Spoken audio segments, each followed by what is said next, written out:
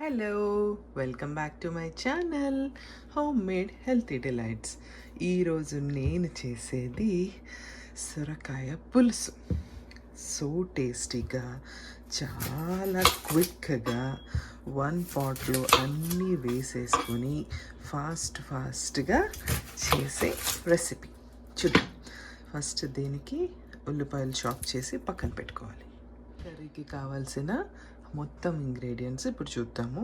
దానికి ఉల్లిపాయలు పెద్దది చాప్ చేసి పెట్టుకున్నాను, టొమాటోస్ 2 పెద్దవి చాప్ చేసి పెట్టుకున్నాను, పచ్చిమిరపకాయలు దీనికి చాపింగ్ వద్దు, జస్ట్ ఇట్లా హోల్స్ పెట్టి స్లిట్స్ లాగా కూడా వద్దు, ఇవి ఇలా వేసేస్తేనే టేస్ట్ బాగుంటుంది. దానికి మన మెయిన్ ఇంగ్రీడియంట్ సొరకాయ. ఈ మొత్తం సొరకాయ వేసిస్తాను. దానికి చింతపండు పులుసు తీసుకున్నాను, ఇంత మన పెద్ద నిమ్మకాయ సైజ్ అంతా చింతపండు పులుసు, కొంచెం బెల్లము, పసుపు, కారము, ఉప్పు, అంతే. ఇప్పుడు ఈ ఇంగ్రీడియంట్స్ అన్నీ డైరెక్ట్గా పాట్లో ఇట్లా మనం వేసేసుకోవచ్చు. స్టవ్ ఆన్ చేయాల్సినంత అవసరమే లేదు, ముందే అన్నీ వేసేసుకోవచ్చు. ఇప్పుడు సొరకాయని పెద్ద పెద్ద ముక్కలుగా కట్ చేసుకోవాలి.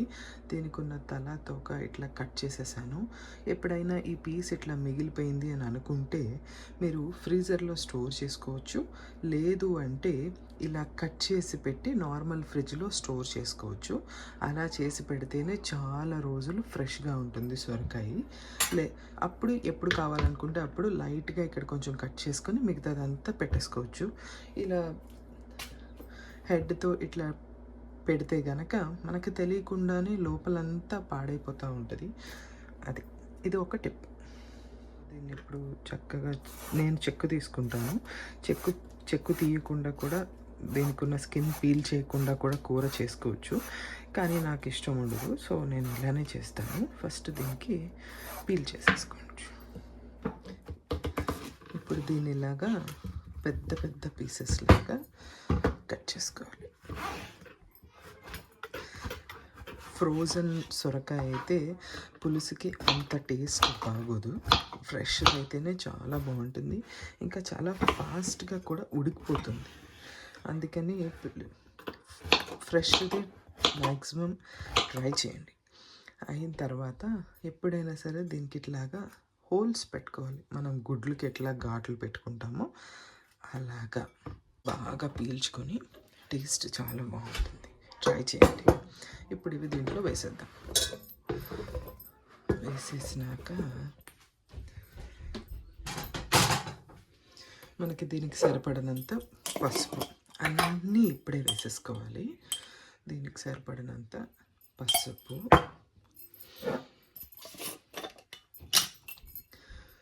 కారము కొంచెం ఎక్కువ పడుతుంది, పులుసు కూర కాబట్టి. కారము,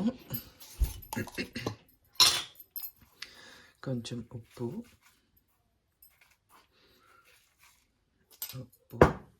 బెల్లం ముక్క.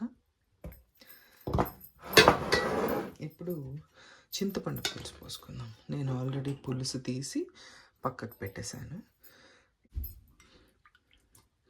ఇప్పుడు సరిపడినంత వాటర్ తీసుకొని మనము చింతపండు పులుసు ఇలా ఫిల్టర్లో చేయడం వల్ల పని ఫాస్ట్గా అవుతుంది.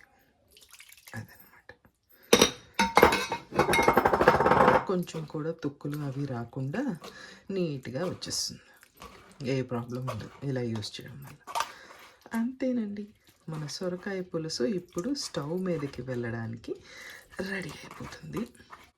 ఇప్పుడు ఇలా కలిపి మనం పెట్టేసుకున్నాం కదా, పెట్టేసుకున్నాక మూత పెట్టేసి స్టవ్ మీద పెట్టేస్తున్నాము. మీడియం నుంచి లో ఫ్లేమ్ దగ్గర ఒక 20 minutes, హాఫ్ అన్ అవర్ అలా చిన్నగా బాయిల్ అవ్వనివ్వాలి. హై ఫ్లేమ్ మీద అస్సలు బాయిల్ అవ్వనివ్వద్దు, సిమ్లోనే పెట్టండి, అప్పుడు కూర టేస్ట్ ఇంకా చాలా బాగుంటుంది. మనం ఒక 15-20 నిమిషాలు అయిపోయింది. నేను దీన్ని సిమ్లో పెట్టి ఉడికించాను. ఒక్కసారి చూద్దాము. చూడండి ఎంత మంచిగా ఉడికిపోయాయి, ఫాస్ట్గా ఉడికిపోతుంది. ఇంకా దీంట్లో చాలా వాటర్ వచ్చింది, అది కూడా చూసుకోండి. ఒక్కసారి మనము ఇప్పుడు దీన్ని చూద్దాము.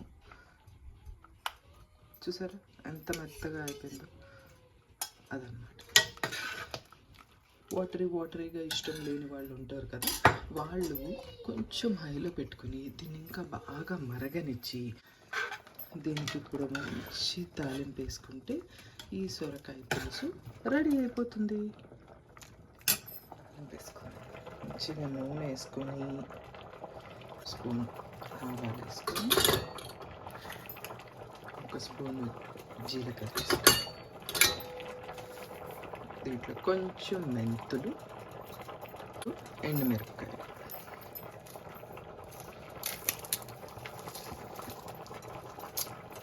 ఇది బాగా చిటుపట్లాడినాక కొంచెం ఇంగువ వేసుకుని దీంట్లో ఎక్కువ వెల్లుల్లిపాయలు వేసుకో, ఇలా తురుముకొను దంచుకొను మన ఇష్టం.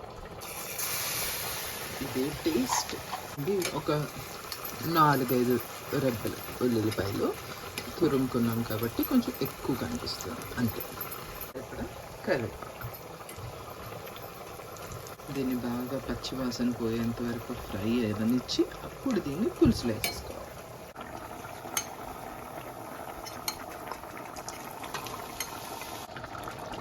పులుసుని బాగా మరగనిచ్చి మీడియం ఫ్లేమ్ మీద ఈ తాలింపు వేసినాక బాగా మరగనిచ్చి ఒక్క 2 నిమిషాలు దానికి సరిపడినంత కొత్తిమీర వేసుకొని,